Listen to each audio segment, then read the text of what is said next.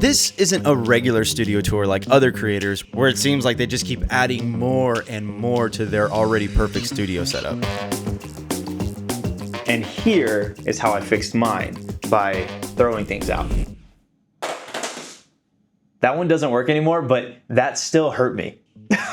Contrary to popular belief, I'm not just a car photographer. I do events, I do portrait stuff, I do creative stuff. I'm a filmmaker, I'm a musician, I also do a little bit of production. And most recently, I've been mentoring more people, and I didn't have the space for them to even sit in my office. And what I need is space, even though I'm not out of this world. Stop it, guys, I know. I'll be here all week. Previously, in theory, it was a really good idea to have like a desk for all my music stuff. And then over here was the editing area. It was too much to keep up with. So I ended up taking out that desk, and you're probably wondering, wait, Joseph, you had a keyboard under there. How are you doing it now? Let me geek out for just like a second. Well, I found this thing that actually makes it wireless whenever I'm playing. So this little thing right here is called a WIDI master, and it basically sends a wireless Bluetooth MIDI signal over to my computer. So even though this computer isn't connected in any way to the computer over here, wirelessly it is being sent all the information. This is really cool. But sometimes you actually want to have the actual sounds that are coming from this keyboard, because then that would have been a stupid investment just for this to be a controller to send MIDI signals, right? This is a Legato wireless transmitter thing, and so basically I connected one of these over here to my keyboard, then the other one over to my interface. You do have to charge it, which kind of does suck, but it's wireless. What do you expect? So now this desk does everything from music to editing, photo, everything. That is the main workhorse now, but we'll get to that in a little bit. And over here is the guitar corner. For my birthday, I bought myself a Gretsch guitar, that blue one over there. Sounds really nice. And Old Faithful is the white Jim Jr. over here. In that little black case right here is my pedal board. It does both keyboard stuff as well as guitar stuff, so I'm really proud of that setup because I haven't seen anyone on YouTube do something like that. So that was from the old brain, dog. Now that you know your way around the space, let's talk about lights, because I love lights. Everything mentioned in this video and things that are not mentioned in this video but maybe you saw are going to be in a link in the description if you're interested. Now, I had a problem in this corner over here. I had this case with all these like little mini tube lights and little pocket lights. It looked like, wait, what do white people say? Oh yeah, it looked like a rat's nest. You're on thin ice, pal. You and what army? White people, what happened, man? You guys had some really good lines. What I'm trying to say is that it looked like a mess. So I got rid of that entire case or whatever and decided to add all those little lights, at least the ones that fit. I put them on this pegboard over here. This pegboard, I think got it from Amazon. I think it was like maybe like 40 bucks, 50 bucks. We'll get into pegboards here in a little bit. Don't make your own. At the top up here, we have a Nanlite Pavotube 30X. The only bad news about that is that I had them connected like all the time. So the internal battery burned down on me. So they pretty much have to be connected and they overheat. So next we have these little tube lights. They are RGB. Because they were in the freaking case, connected all the time, those burnt out as well. You're seeing a pattern here. These are by Ulanzi. If I'm being honest, these feel pretty cheap. They feel like an expensive toy. 230 is blue, by the way, guys, and 0 is red. So that is the most nerdy thing I've said all day. And because the Nanlite internal batteries burnt out, I decided to get another tube light, but this time I didn't go with Nanlite. I decided to go with Amaran for one reason only. Those of you who are smart have already figured it out. If not, I'll explain this in just a second. Next, we have an Amaran 60X right here. It has the parabolic softbox. If you're gonna be doing some YouTube video stuff like that, get something that is bicolor. This thing is great, but do a lot of commercial stuff, so we're gonna need another light. Now, if you need something with a little bit more juice, we have the Amaran 200XS over here. Also bicolor, significantly more powerful. Check this out. There you go. It's bright. Next, we have the same Nanlite that is on the peg wall over here in the gear closet. And then on the bottom here, we also have some Zhuwin, I don't even know what those are called. 5-ray F100. Those are some powerful lights. That is a 200-watt light at 100%. And then this is this one.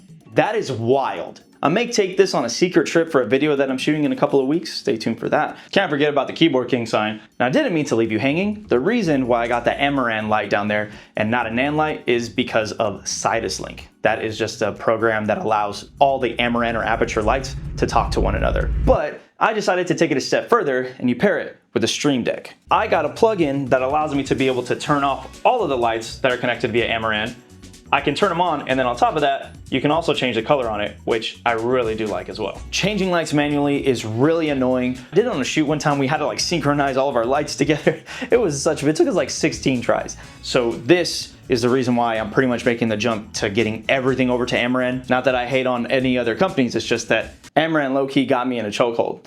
But we also have this one, can't forget it. It is the Falcon Eyes SO28TD. These names are absolutely terrible. You can power it with a battery or with a cable. The entire YouTube studio on a singular light stand. On wheels. Studio on wheels. YouTube studio setup on wheels, baby. I ain't got that kind of money, bro. So this right here is a Ghetto Rig, baby. But it does the same thing. This is all you need for it. A light stand, a low profile battery powered light like the Falcon Eyes, an obnoxious magic arm, a DJI wireless mic, and a DJI Osmo Pocket 3. Throw in a Falcam F22 quick release if you want to be fancy, and you got the poor man studio. Not on wheels, it's just on a stand. Not it just squeaking on me. When you start making videos more consistently, crap like this actually helps, even if it's really obnoxious.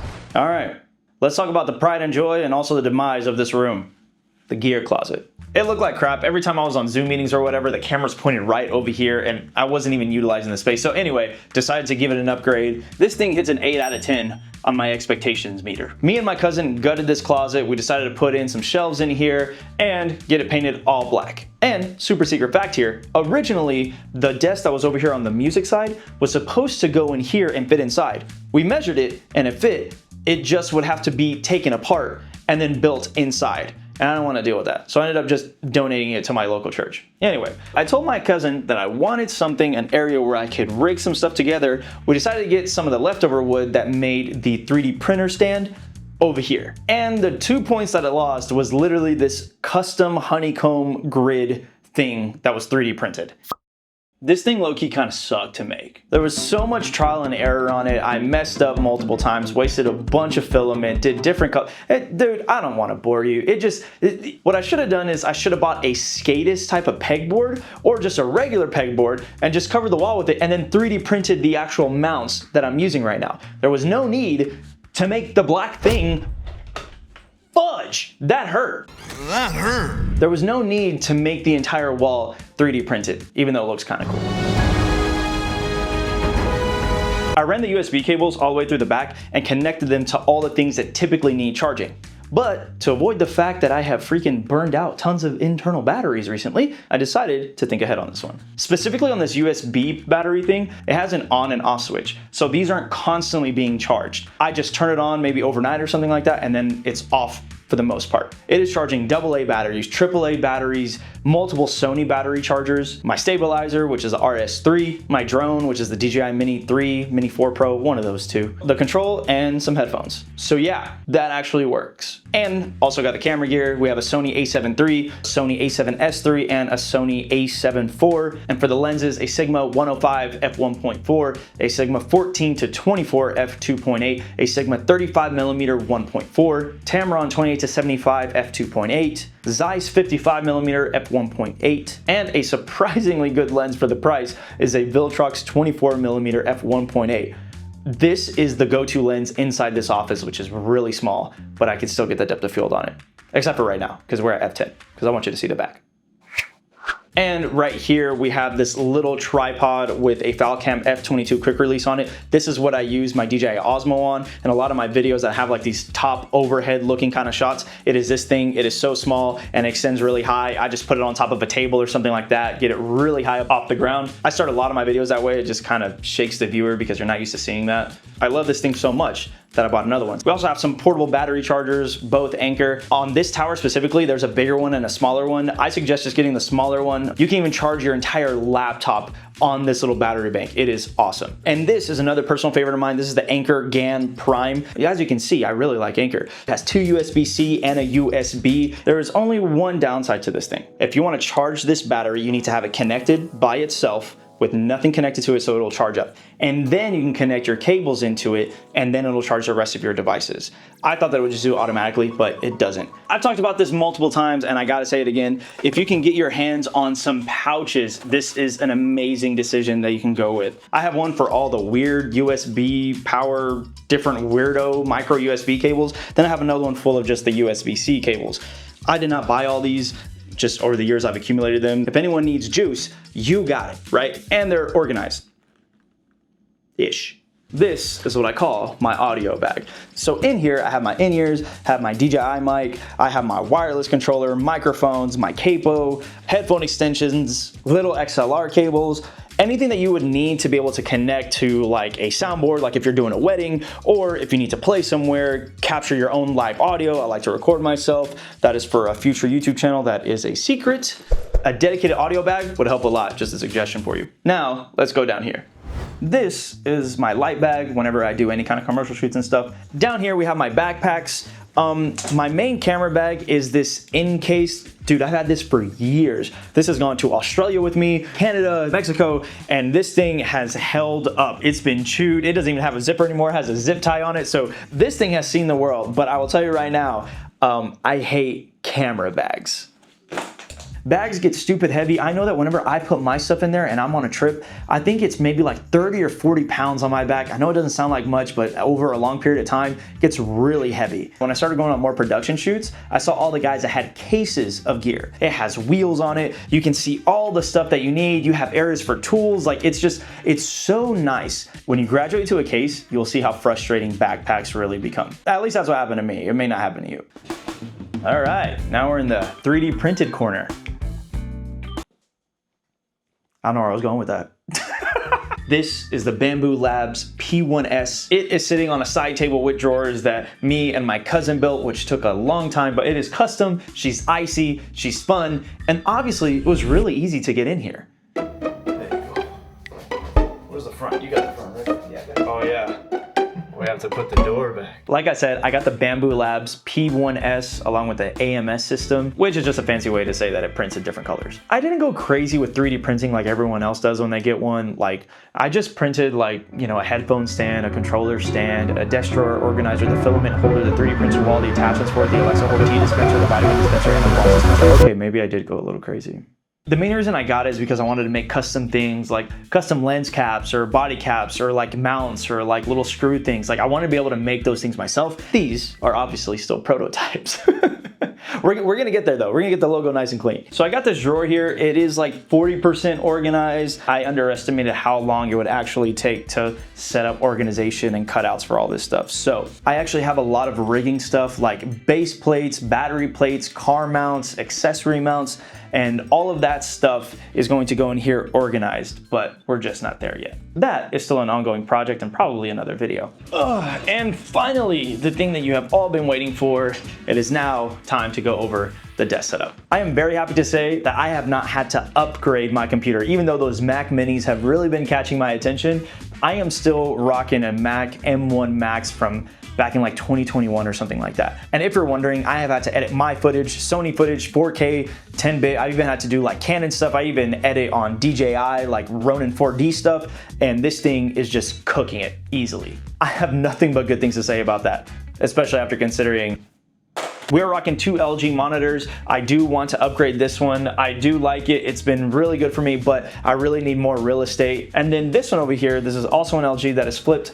You tip it on its side. Hello, you've got a base. School of Rock. This one is a 1080 display. It is not that fancy. That one is just there. It holds my messages and Spotify and all that other crap. And got an iPad Pro over here. This is literally just for sketches and stuff. Anytime I do any kind of build, I will always sketch it out. Also have a display dock over here. Not too happy with that purchase. I should have read it better and it was expensive, but basically I still have to connect an HDMI cable to my computer anyway, and I just want to do one cable, but anyway, you live, you learn. Other than that, it does the job. For audio, we are running these Yamahas. I love the way they sound great. They're sitting on some expensive foam inserts. This is one of those moments where if I had a 3D printer, I could have just printed those things and customized them to the height and stuff, but you know, now we know. For audio, we're still running a Scarlett 2i2 interface. I really don't see the need to change it because it's working perfectly fine. I still haven't graduated to a NAS system, so there are a bunch of SSDs all around this thing. I even have this little drawer here where I can stick them in there. I don't know how good that is for heat dissipation, but I just don't like seeing cables and SSDs, so there's that. And also hidden under here is a baby Akai keyboard, a little 25 key keyboard, just in case if I don't want to go all the way over there and just need to just tap a couple things out, some drone sounds or whatever it may be, we can just go ahead and slide that thing out and then put it back when we're done. And just like every other YouTuber, there's a reason why we rock the MX Master 3, whatever it may be. This is probably the best mouse. It is just that good. And I paired it with the Logitech K780. This is probably the keyboard that most resembles a Mac keyboard, and it has a little top up here to where I can put my phone in there. And it also has these things right here, the buttons, so that if I wanted to switch to controlling and typing on my iPad right here or to my phone, I can just click the 1, 2, or 3, whatever device you have that number mapped to, you can just type on it and it just connects immediately. And I cannot stop raving about this. This is the TorBox Elite, if I'm not mistaken. I cannot edit without this. I have gotten so used to it. I used to think that these were gimmicky, but no, dude, this is literally the sauce. If you can get your hands on like a control surface, it has sped up my workflow, and maybe it'll do the same for yours. I use a TorBox more than I use a Stream Deck, but the Stream Deck is literally just, you know, the queen. It's just second in command with everything that I do over here. So TorBox, yo, hit me up, bro. I need more of these. I want more. I want to give one away. That's what I want to do. We should email them today. And all this is sitting on a flexi spot. I don't even use the sit standing feature. I think I just do it to raise it up so I can just access the cables better. I have a small space, so even here, you can see the light is right here. If I move this up and down, the light's gonna hit it. The 3D printer's over there. Like, it's just, I kind of can't move it as much as I used to be able to do that. This desk is 6 feet by 4 feet, plenty of room. I love it. It is sitting on a black Grove Made desk mat along with this monitor mount thing from Grove Made as well. I saw this one guy create his own desk. That thing is absolutely amazing. It has everything is flush. He even took out monitors out of it. I'm not that smart, but eventually I would like to 3D print some kind of monitor mount with the housing to where the Stream Deck can go in there along with my iPad, and just everything would look a little bit cleaner. But the most important thing here is I took away more things than I added into this 2025 studio tour. And that was intentional. Like many things in this office, you don't have to have the next best thing. Don't let the YouTubers fool you. If you have something that works for you, then you're good. If you want to upgrade, then upgrade. Cool. But you don't got to splurge on something and go into debt just because you need to keep up with everybody. If you know how to use what you have, you can do some serious damage. Catch you guys in the next one.